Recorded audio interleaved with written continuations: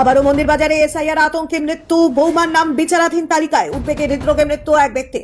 দক্ষিণ চব্বিশ পরগনার মন্দিরবাজার বিধানসভা এলাকায় এসআইআর ভোটার তালিকা নিয়ে উদ্বেগের জেরে এক ব্যক্তির মৃত্যুর ঘটনা ঘিরে চাঞ্চল্য ছড়িয়েছে। মৃত ব্যক্তির নাম ডাইয়ান গাজী। ঘটনাটি ঘটেছে মন্দিরবাজারের শরীফনগর গ্রামে।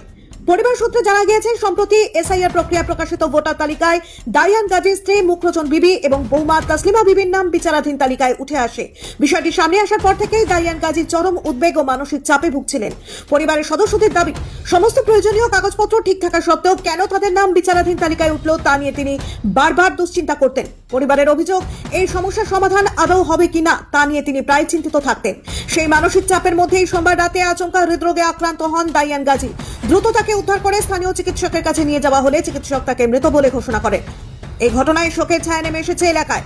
পরিবারের পক্ষ থেকে দাবি করা হয়েছে, এসআইআর প্রক্রিয়ায় নাম বিচারাধীন তালিকায় ওঠার কারণেই ডাইয়ান গাজী অতিরিক্ত মানসিক চাপে ভুগছিলেন।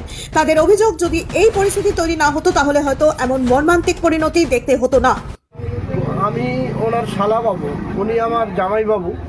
তো উনি গতকাল রাতে ঠিক ওই 9টার দিকে আমাকে ফোন করেছিল, কিন্তু আমি একটা পঞ্চায়েতে চাকরি করি, সেখানে হেয়ারিং করেছি। উনি সেইভাবে আমাকে সাজেশন নেওয়ার জন্য গতকাল আমাকে ফোন করেছিল।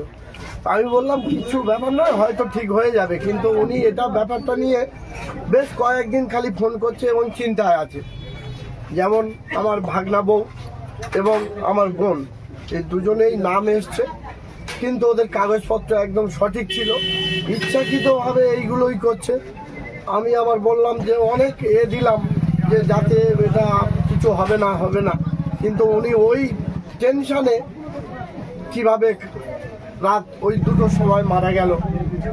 আমাকে কিন্তু গত ওই যেদিনে মারা গেল বিগত তার কয়েক ঘন্টা আগে 8টা-9টার দিকে আমাকে ফোন করেছে। আমি ওনার শালা বাবু। হ্যাঁ, আমার নাম এমডি আমানুল হক মোল্লা, আমার বাড়ি নিশাপুর। উনি পরিবারের মেন ভরসা, কিন্তু যা অবস্থায় এখন ওনার আর কেউ দেখার নেই। পুরো ভেসে গেল, পরিবারটাই ভেসে গেল। যদি ওনার ছেলে মেয়ে চিন্তা ভাবনা করে, কিছু সরকার চিন্তা ভাবনা করে, তার জন্য আমরা কৃতজ্ঞ। এছাড়া আমাদের আর কিছু বলার নেই। এদিকে ঘটনার খবর পেয়ে পরিবারের সঙ্গে দেখা করেন সুন্দরবন সাংগঠনিক জেলার সভাপতি তথা মন্দিরবাজার বিধানসভার বিধায়ক জয়দেব হালদার। তিনি শোক প্রকাশ করে পরিবারটির পাশে থাকার আশ্বাস দেন। এলাকার মানুষ নিশ্চিত জানে যে বিজেপি সরকার ভারতবর্ষে, বিজেপি সরকারের যে অত্যাচার একটার পর